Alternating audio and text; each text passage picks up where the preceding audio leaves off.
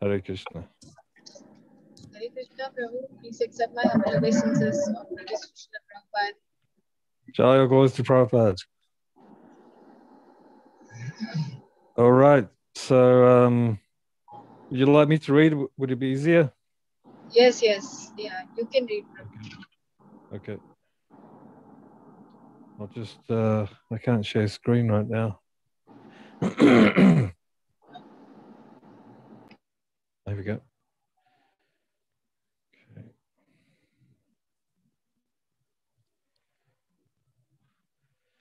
All right. Would you like to chant the prayers? Okay, Prabhu. Om Jnana Timirandhasya Jnananjana Shalakaya Chakshurunmilitam Yena Tasmai Shri Gurave Namaha Chaitanya Manobhishtam Sthapitam Bhutale Swayam Rupa Kadamahyam Dadati Padantikam Panchakalpatarubhyascha Kripasindhya Eva Cha Patitanam Pavanebhyo Vaishnavebhyo Namo Namaha. Jai Shri Krishna Chaitanya Prabhu Nityananda Shri Advaita Gadadhara Srivasadi Gaura Bhakta Vrinda. Hare Krishna Krishna Krishna Hare Hare Hare Rama Rama Rama Hare Hare.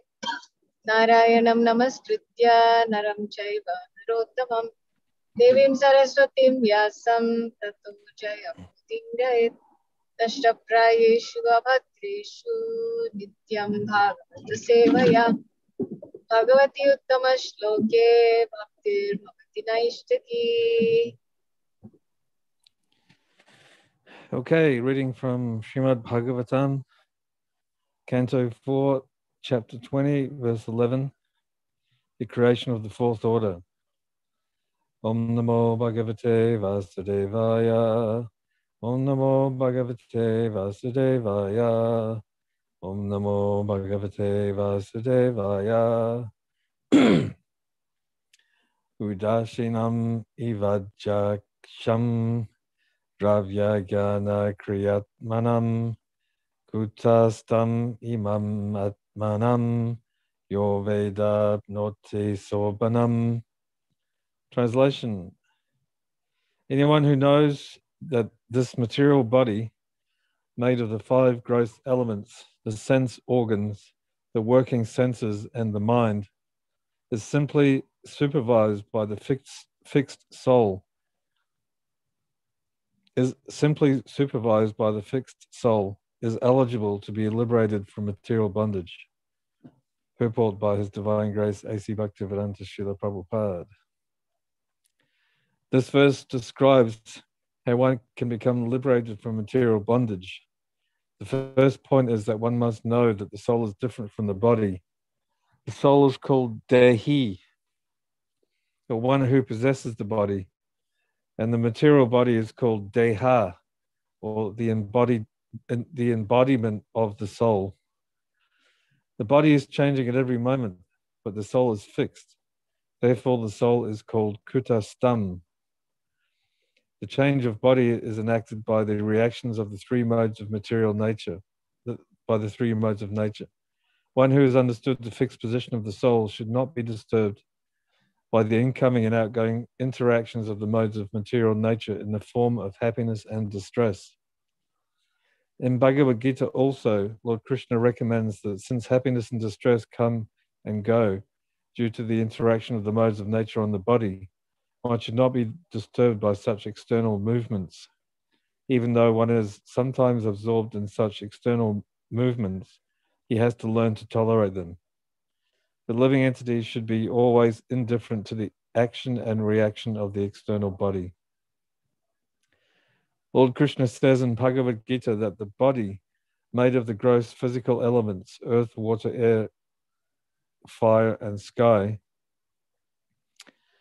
and the subtle elements, mind, intelligence, and ego, is completely different from the soul proper. One should therefore not be disturbed by the action and reaction of these 8 gross and subtle material elements. The practical process to attain this stage of indifference is to execute devotional service. Only one who is constantly engaged in devotional service 24 hours a day can be indifferent to the action and reaction of the external body. When a man is absorbed in a particular thought, he does not hear or see any external activities, even though they are enacted in his presence. Similarly, those who are fully absorbed in devotional service do not care what is going on with the external body. That status is called samadhi. One who is actually situated in samadhi is understood to be a first-class yogi. So, very detailed verse here, and talking about how we can become fixed in our devotional service and be detached from everything that's going on around us, which is called samadhi. And so we first have to realize, actually realize, not just know, but we have to actually realize that we're not this body and we're separate from the body. That's the first basic step in spiritual life, that we're separate from the body. But we struggle with that because we identify with the body, because we've been doing that for millions and millions and millions and millions of births. We've been identifying with the body, and then suddenly we have to learn that we're not the body and that we're separate from the body, and that the body is just reacting under the modes of nature, and the mind and the intelligence also. So we have to learn by understanding and actually realizing this knowledge, and that will help us to not be disturbed by the incoming and outgoing interactions of the modes of nature.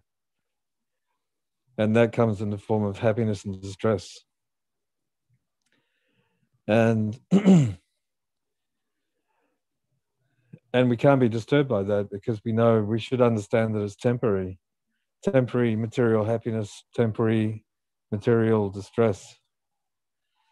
Both things are temporary, and both things we need to learn to be detached from them. Although we experience them, we may experience happiness and distress, or we may experience those situations, but we don't necessarily have to become attached to those emotions involved in being happy and distressful, because in both cases, it's still the material energy, it's still the 3 modes of material nature. And that's why in the mode of passion, we become very attached and we become very happy. And then when things go wrong, we become distressed, go into the mode of ignorance. Yeah, so we have to be careful of that, and we have to be understanding that these things will come and go like the winter and summer seasons. You know, they come and go. And the only thing that we need to be concerned with is to continue with our devotional service and not be disturbed by these things. And that we should always know that chanting 16 rounds, following the 4 regulative principles, hearing the Bhagavatam isn't eternal. Those things are eternal. They're going on eternally. And those are the things that give us happiness. Happiness in the material world is a relief from the suffering. Happiness comes in the form of being relieved from distress. In other words, when things are going well, that just means that our life is less stressful or less distressed. We don't feel those forces coming in so much. So it's not real happiness. It's just a relief from the suffering that we normally experience in the mind or in the body or around us, in the situation around us. And we have to tolerate that. You know, when these things come, as it says in that verse, you know, we have to tolerate the winter and summer seasons. In the summer, we have to cook when it's hot, and in the winter, we have to take bath in the cold water. So it's just something that we have to tolerate, and we have to move through those situations. And then eventually, we understand that tolerance comes naturally because we have an understanding of what's going on. It's not that we just artificially tolerate things, but in our minds, we're actually, you know, we're not. um, it's not a true realization about the situation. But when we actually realize what's going on, naturally we just tolerate that. We don't have to think about that. It's just a natural process. And so all this going on around us in the material world is just an interaction or an action and reaction of the gross elements and subtle elements, the mind, intelligence, ego, earth, water, fire, air, and sky. All that's just it's interaction, an interaction of all those things going on around us all the time. And if we don't learn to tolerate the good and the bad, and I mean, we can tolerate the good, obviously, but we can't be attached to the good situations. We can't uh, sort of become, because if we become attached to the good situations, when it's taken away, then we get depressed or we get angry or we get, you know, disturbed by that in our minds. So we can't be attached to the good and we can't be repulsed by the bad. We just have to remain even in the middle and continue on with our journey in the spiritual life. So this is this samadhi state that we can reach. We can actually come to the samadhi state where we're situated in fully absorbed in devotional service, and we don't care what's going on with the body anymore.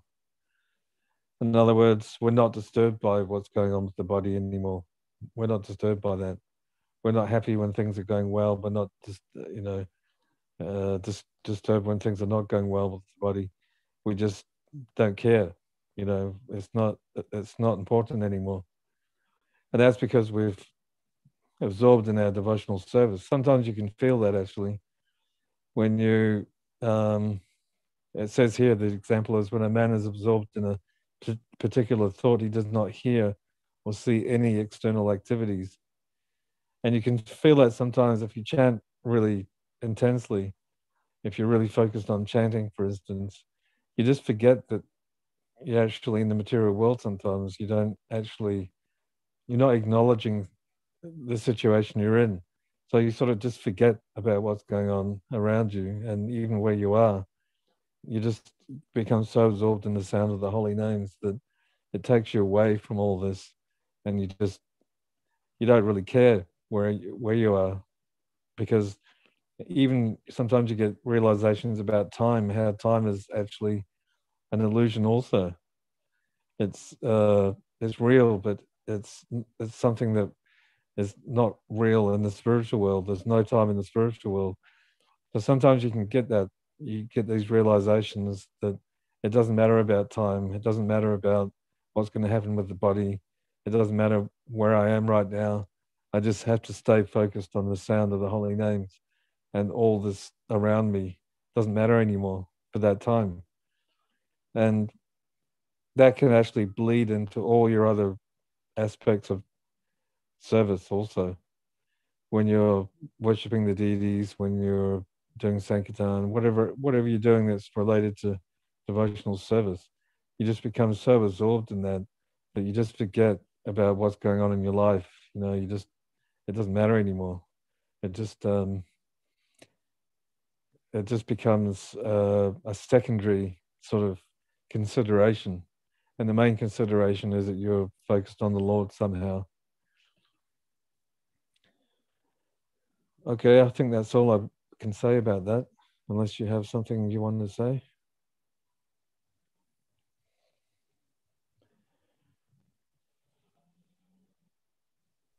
I'm good, Prabhuji. Okay.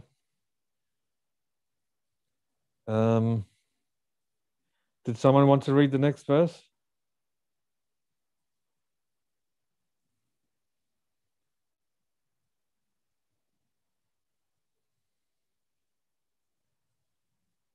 Just let me know, otherwise I'll just carry on.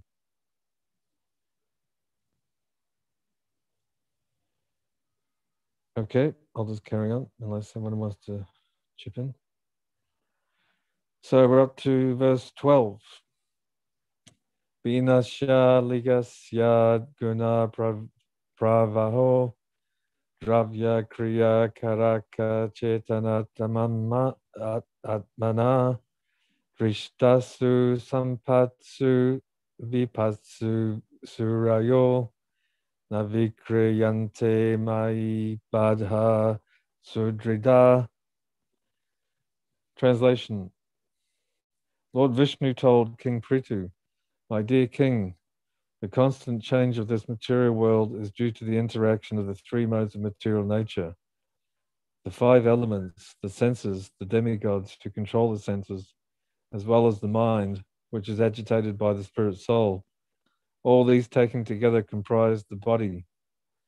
Since the spirit soul is completely different from this combination of gross and subtle material elements, my devotee who is connected with me in intense friendship and affection, being completely in knowledge, is never agitated by material happiness and distress."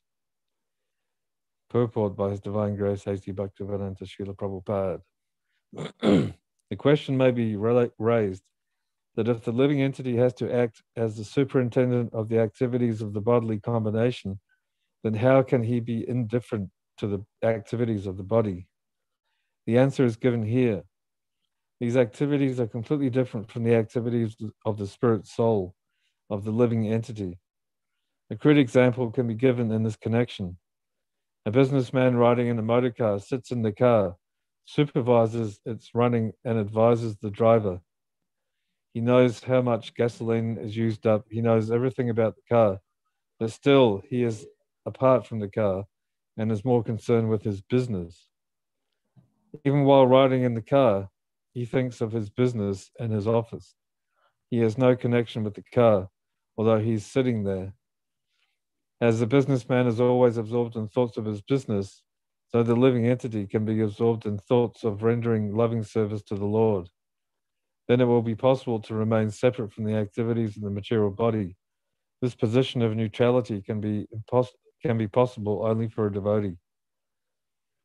The word badha sudrada, bound in friendship, is particularly used here. Karmis, Gyanis, and Yogis can be bound in devotional service. Karmis fully engage in the activities of the body. The aim of life is to give comfort to the body only. Gyanis try to get out of the entanglement by philosophical speculation, but they have no standing in the liberated position. Because they do not take shelter under the lotus feet of the Lord, they fall down from the exalted position of Brahman realization. Yogis also have a bodily concept of life. They think that they can achieve something spiritual by exercising the body through dharana, asana, pranayama, etc. A devotee's position is always transcendental because of his intimate relationship with the Supreme Personality of Godhead. Therefore, to remain always aloof from the actions and reactions of the body and engage in one's real occupation, namely rendering service to the Lord, can be possible only for devotees.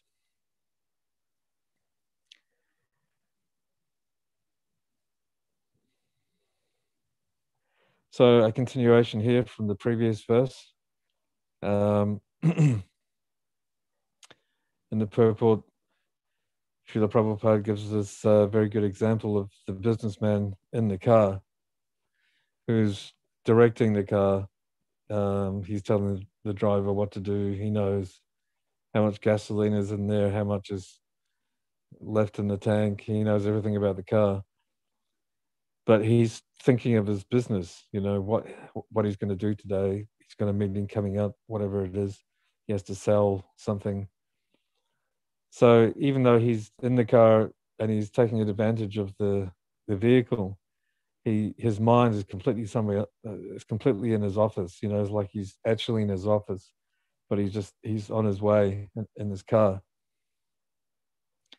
So he's absorbed, and it's the same with us. You know, as a living entity, we should be absorbed in thoughts of service, how we can improve our service, what we can do to serve the Lord more, how we can serve the Lord more, how we can improve. Uh, just having these thoughts of our loving service to the Lord. Then only then can we actually be separate from the activities of the material body, and that can only be possible in that state of thinking of our service to the Lord. Somehow we need to be absorbed in that. You know, whether it's chanting, whether it's whatever service we're doing, we should be thinking of that and absorbed in it. How can we please the Lord? How can we please the Lord more? So Prabhupada describes here the three types of karmis, gyanis, and yogis, and so you know it's good to be reminded of this, that karmis are fully engaged in the activities of the body. Their aim of life is to give comfort to the body only. So we sometimes get like this as devotees. We think, oh, we should set ourselves up very nicely, live in a very comfortable place, you know, with a nice view, have a good job, or have a good source of income somehow, uh, you know, have a very comfortable life. And the Lord may provide that for us, but we shouldn't be hankering for that. And we shouldn't be thinking that we can only be a devotee if we're in that situation. I need to have, you know, my comforts. I need to have this and that, the next thing.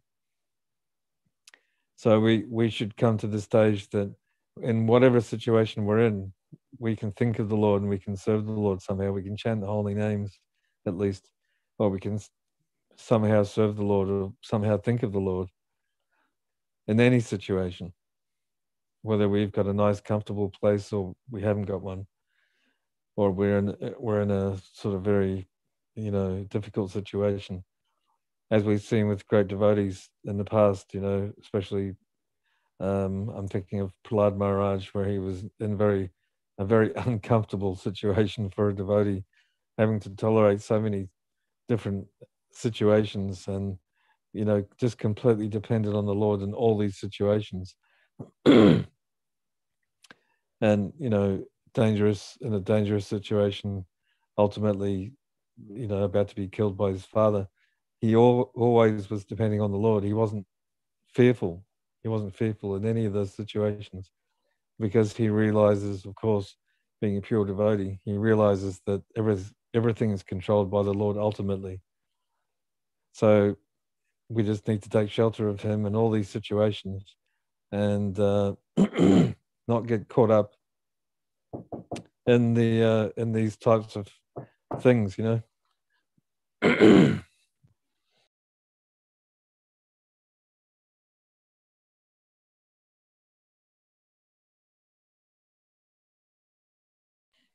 Sorry about that.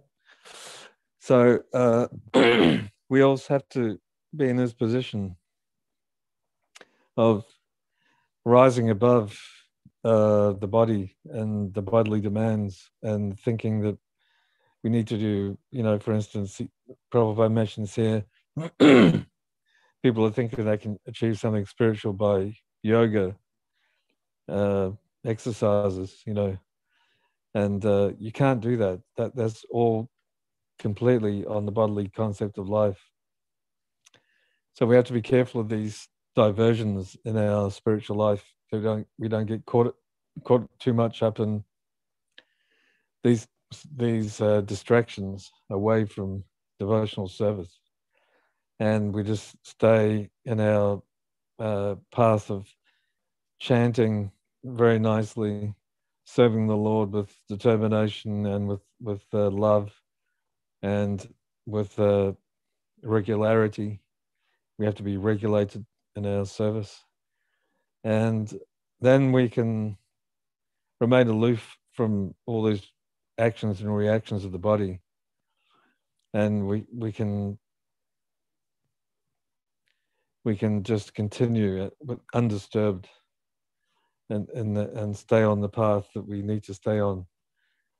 Otherwise, we can be, Srila Prabhupada said many times that Maya is waiting in the shadows, and at any time she can just grab us and take us away, pull us away from our thoughts of Krishna or from our path that we're on in devotional service. So we have to be very careful of that.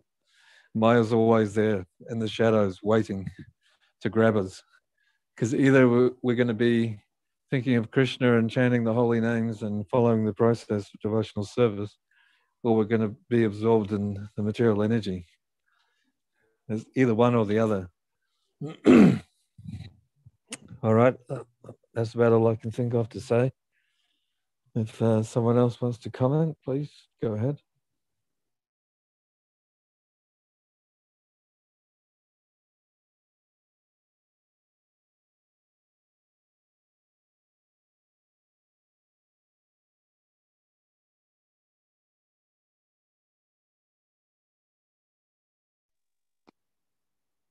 I think it's you, me, and Rohini Mataji today. 3 of us. Yeah. Okay. Shall I continue? Do you want to continue reading? I have to leave in about like 8 minutes. So Okay. we can read one more verse. Okay. Yeah, the next one's quite long. All right. So would you like me to read this?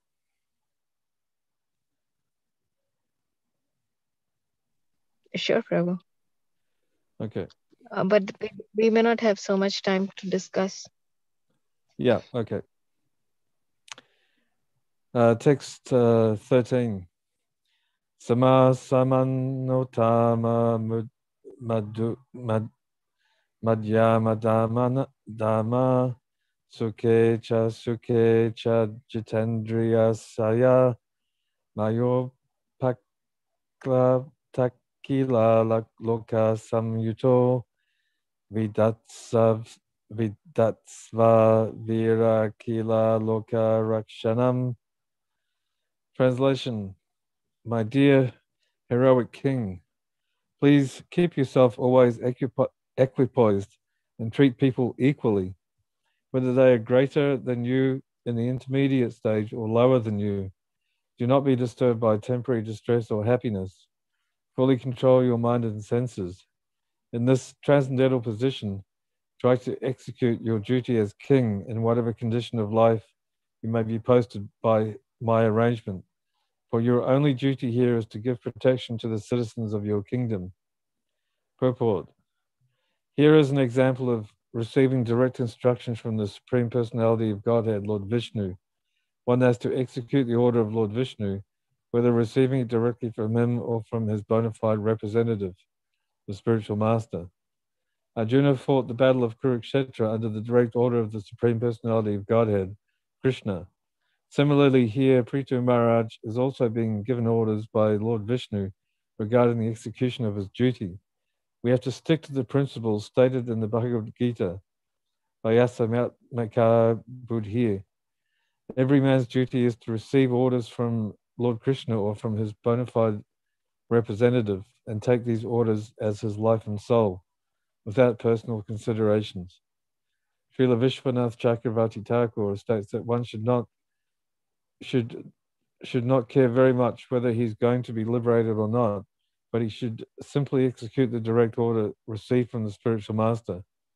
If one sticks to the principle of abiding by the order of the spiritual master, he will always remain in a liberated position. A common man must execute the rules and regulations of Varnashram Dharma by working in his prescribed duty according to the caste system, Brahmana, Kshatriya, Vaishya, and Sudra. and the spiritual order system, brahmacharya, grihastha, vanaprastha, and sannyas. If one simply executes regularity and strictly the injunctions given for the different divisions of life, then one satisfies Vishnu. As king, as a king, Prithu Maharaj was ordered by Lord Vishnu to keep himself always aloof from the activities of the bodily situation and to engage always in the service of the Lord and thus keep himself in the liberated stage. The word Badha Sorida in the previous verse is explained herewith. One can fully remain in intimate connection with the Supreme Lord directly or receive orders from his bona fide representative, the spiritual master, and execute the orders sincerely when one keeps aloof from the activities of the body. The Lord helps us by giving us directions how to act in devotional service and thus advance on the path back home, back to Godhead. He instructs us outwardly in the form of the spiritual master. Therefore, one should not accept a spiritual master as an ordinary human being. The Lord says, Acharyam mam vijnaniyam nava manteta karichit. One should not treat the spiritual master as an ordinary human being, for he is the substitute for the Supreme Personality of Godhead. Bhagavatam 11, 17, 27.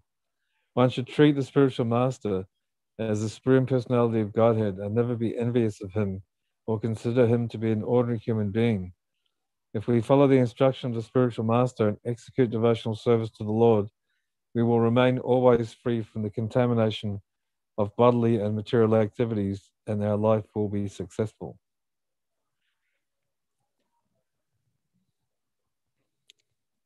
Well, I can leave this until tomorrow and we can comment on this verse, or I can just do it now, but I can make it quick because there's two. Yeah. What were you going to say? You can go ahead, Prabhu, and we can also like revisit tomorrow if you like. Yeah. Okay. So we can receive direct instructions from the Lord through the heart as Chaitya Guru, or we can receive these instructions from external, the spiritual master or a another guru, our instructing spiritual master, for instance. So that's how we can get these instructions. They can come from anything, actually. It doesn't have to be a spiritual master. It can be from anything. An animal, it can be from another person who's not even a devotee. The Lord can actually instruct us through any means. But generally speaking, it comes from either the spiritual master or from within ourselves. So if we just stick to these principles of abiding by the order of the spiritual master, we can be guaranteed of going back to Godhead. If we just stick to the orders of the spiritual master, we can go back to Godhead. Srila Prabhupada always said that he simply just stuck to the instructions of his spiritual master, and that's why he became successful.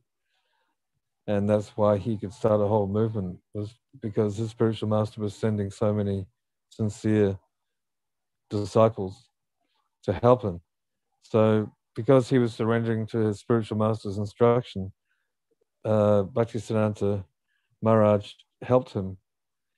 So we can do the same, if we just stick to these simple instructions that we've been given, chant with attention, and keep focused on the sound of the holy names, remain steady in devotional service, be regulated in our life. Don't eat too much, don't sleep too much, don't eat too little, don't sleep too little. Just all these very simple things. Then we can be successful in our spiritual life. The Lord will guarantee that. So, Prithu Maharaj was instructed to always be aloof from the activities of the body or the bodily situation and engage in the service of the Lord. to keep himself in that liberated stage. So that, for us, we're not being directly ordered by Lord Vishnu, but we're taking shelter of instructions given to us by Srila Prabhupada or through his disciples. And by doing that, we can, and also being aloof from the activities of the bodily situation. But the only way we can do that is to remain fixed in, especially in chanting the holy names. We have to keep fixed in chanting the holy names. And if we can do that, that we can become aloof, as I was talking about in the previous verse. We can remain aloof. We can just be completely not in this world, in our mind and our consciousness. We can just be with the holy names. So we can reach that stage, even in the early stages of spiritual life that we're in right now. We can come to that stage just by simply being absorbed in the sound of the holy names. And that will automatically bring us to this stage of being aloof from the activities of the body and the situation that we're in.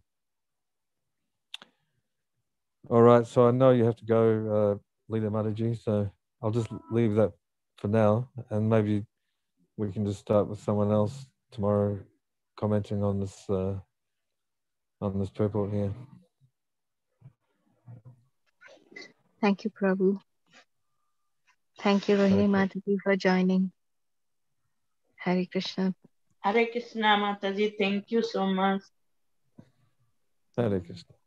Hare Krishna, Prabhuji. All right. All glories to Srimad Bhagavatam. All glories to Srila Prabhupada. Jai. Ramanandi. Hare.